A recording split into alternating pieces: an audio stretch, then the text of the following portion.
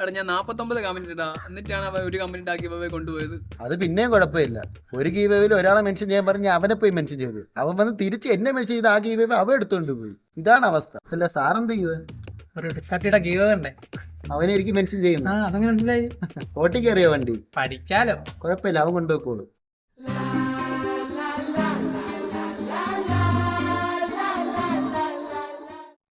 വരുൺ പുകപടലത്തിന്റെ ഗീവേ. എടാ ഞാനും അത് 20 കമന്റ് ഇട്ടതാ.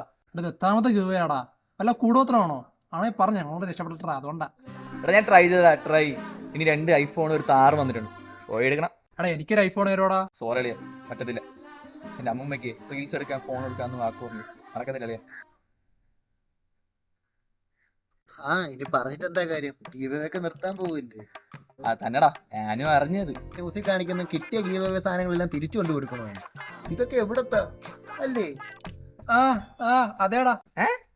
അതപ്പാ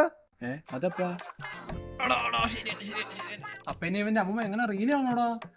വണ്ടിക്ക് സ്ക്രാച്ച് ഒന്നും ഇല്ലല്ലോ അല്ലേ? ഇല്ല, ഇങ്ങനെയാണെങ്കിൽ ഇങ്ങനെ കിട്ടിയവരൊക്കെ കഷ്ടപ്പെടും. ഓ ഇതുകൊണ്ട് തിരിച്ചു കൊടുക്കുക എന്ന് പറഞ്ഞാൽ കഷ്ടം തന്നെ. പെട്രോളാ ഡീസലാ? ഇനി എന്തൊരു കാര്യമില്ലടാ, KSRTC അല്ലടാ.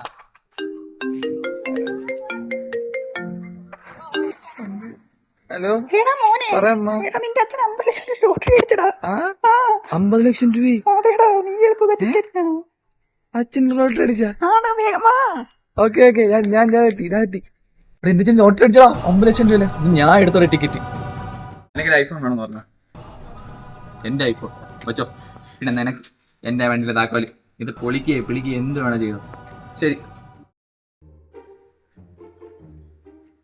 അവന്റെ തലയെ വരച്ച വരെ എന്റെ എവിടെയെങ്കിലും വരച്ചാൽ മതി. വേറെ